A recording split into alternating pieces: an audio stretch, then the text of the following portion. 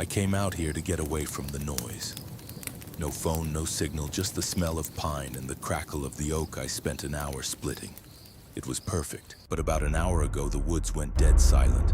No crickets, no owls, just nothing. I was staring into the flames, trying to convince myself I was just being paranoid when I heard it. A soft, rhythmic thud, not a branch breaking, a footstep, and it wasn't coming from the brush.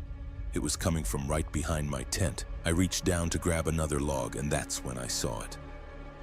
A small, peeled branch pushed into the dirt right at the edge of the firelight. My blood went cold. Someone had walked right up to me while I was staring at the flames. I stood up, my hand closing around the handle of my hatchet, and the woods, which had been silent, suddenly breathed. A low, sharp whistle came from the ridge to my left, then an answering whistle from the thicket behind me. They weren't hiding anymore. They were closing the circle. I didn't wait for a third whistle. I kicked a pile of dirt over the embers and the world went pitch black. I didn't think, I just ran. My lungs were screaming and every branch felt like a hand reaching out to grab me. I could hear them behind me, not running like panicked animals, but moving steady. I saw the glint of my car's glass through the trees and felt a surge of hope. I hit the unlock button, the lights flashed, and for a split second the woods lit up.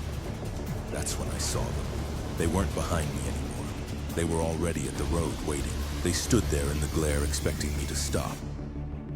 I floored it, the tires screaming against the gravel, the engine roaring as I surged past them. I didn't look back until I was miles down the blacktop. Finally, I hit the highway, under the safety of the streetlights.